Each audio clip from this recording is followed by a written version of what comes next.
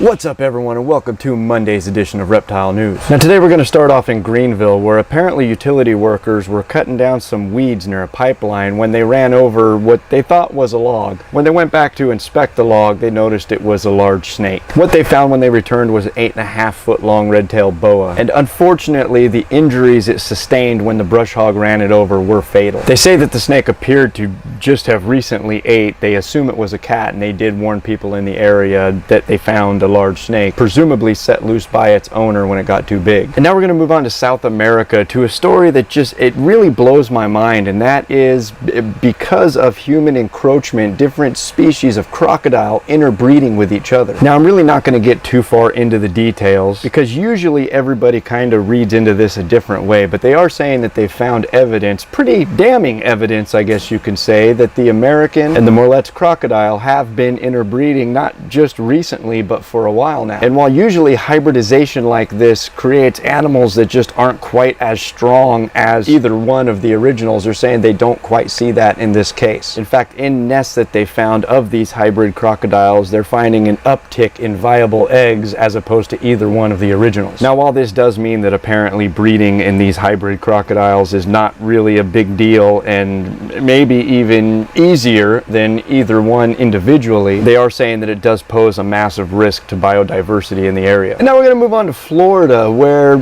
we always seem to talk about Florida, and we're going to talk about the invasive species problem, but this is an invasive species that we don't usually talk about, and that's the Nile monitor. Now I had no idea that Florida has had a problem going on 2 decades now of invasive Nile monitors. I'm sure it's out there, but it's just something that I've never really searched for or heard about, but apparently it is a thing. And apparently now one woman believes the Nile monitor is eating her cat, which I don't know if I could see. I guess it's possible. Now, a latter part of this story, though, is they say over the last 10 years, they've seen a downswing in the numbers. They believed about 10 years ago that they had 1,000 Nile monitors running around Cape Coral, Florida, and they believe there's less than 700 of them today because of how aggressively they've been trapping them over the years. And that's where I'm going to end today's show. If you'd like to read any more about any of these stories, those links are right down below here in the description. And as always, if you're still watching, my name is Jason White, and now you know what's going on in the reptile world. Be good to each other, and we'll see you next time.